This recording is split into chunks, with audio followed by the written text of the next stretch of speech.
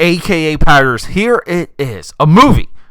The Horror of Horror, Talk to Me, 2022. We're going to discuss it for the 31 Days of Dread, Day 30. People, this movie is absolute perfection. Let's go. What makes, I mean, we talked about this with Day 1 of 31 Days of Dread, The Exorcist, a movie I deem as perfect. 2022, last year, we did. I thought this movie was 2023. So leading up, I thought I was doing 2 modern day horror movies. Well, technically, yes, but 2 movies of this year with Insidious, The Red Door. I thought I was going to do Talk to Me, 2023. But this movie is 2022. Last year's theme was the greatest year of horror, period, worldwide. 2022.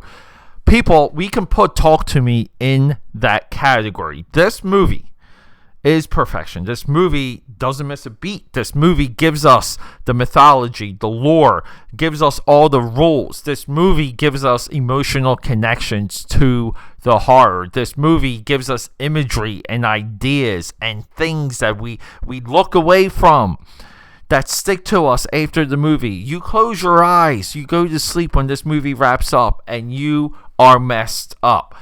This movie is a cheap effing movie. This movie is made in Australia. This movie is getting a prequel and a sequel, and this movie is also brought to us by A24. A24, so here we go. We talked about this. I didn't even know this was an A24 movie. We talked about this in the last episode. Why does everything right now run through horror? But before we get into that point, let me just tell you a little bit about this movie. This movie, kids are a-holes, and kids are realistic, and kids always have their phone outs in this movie. Kids have parents that harangue them. These kids do nothing but go out and party all the time. And as a party favor, one of them has this hand. It's a porcelain hand. It's got graffiti. People wrote all over it, and they play this game. You light a candle. You sit in front of the hand. You grab it and you say, "I let you in," and you get possessed temporarily by a spirit until that candle gets blown out. People, these rules are consistent throughout the entire movie. As any of us who has seen enough horror movies, we know that eventually the plot will bring us a deviation from these rules, and that's where the real SHIT will happen. Which that's exactly what does. Now, let's talk about A24. A24, independent powerhouse. A24 is our second small-time, truly, corporate independent powerhouse next to Blumhouse. A24 and Blumhouse share a parallel, making big bank off of big ideas when it comes to horror. This and so funds some of these other movies. Like when it comes to A24, you can make a movie like The Florida Project. Deserved Oscar attention. Horror runs artistry, cinema, filmmaking.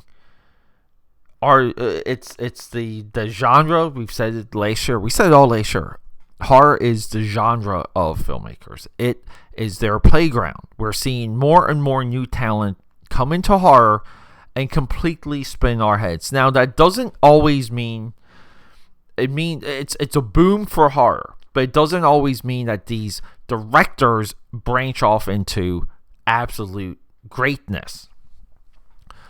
Danny Filippo, Michael Filippo. These are our directors. They're involved with all the other spin-offs and sequels of this movie. Danny Filippo and Bill Hinsman. I hate these names, by the way. These are our writers. Concept by Daly Pearson. Jesus. Okay. But people, it takes a lot of chefs to make a pie. This movie completely blew me away. This movie has stuck to me. This movie is a must-watch movie. And this movie came up on my radar because on my social media, I saw a lot of people posting about it this year. I had no idea this movie was already a year old. But this is the horror movie. This movie is on par with Midsommar, with Hereditary, you put Talk to Me right into that category. I mean, it's one of the best possession movies I've ever seen. It's one of the best teenage a-hole movies. Like, the kids in this movie are as believable as they are in Kids and Project X. They're acting like kids, or being idiots, or being dumb. They're established as dumb. They're established as petty. They're established as having broken relationships with their families, and the infighting. It's all there.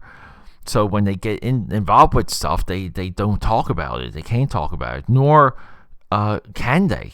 It's just how you come home and tell your father that you just spoke to your dead mother. Like, you can't do that. The rules of this movie are so tight. They're great. I would say the worst thing you can do with this movie is to make a prequel and to make a sequel. But this is horror, and guys like A24 need that horror bank so they can potentially fund and trickle down that money and fund real artistic moves. And it doesn't mean that Talk to Me is an artistic move. I think time will tell. But if the movie was on its own, and we look back 10 years from now, it would be significant. Now, if all these prequels and sequels work for Talk to Me, sure, we can sing the praises, but it's tough, aka Padders. Talk to Me is a must-watch movie. I'm nothing but happy to bring it to you. Please watch it, aka Pad, the film buff here. If you are ever so inclined, check out akapad.com, subscribe, support, give me some of that give me some accolades. I know you guys listen every day. So many of you, too. I love you guys so much. Tomorrow will be the final 31 Days of Dread. Tomorrow will be the TV show. Because okay. I'll talk about that tomorrow. Let's go rock and roll.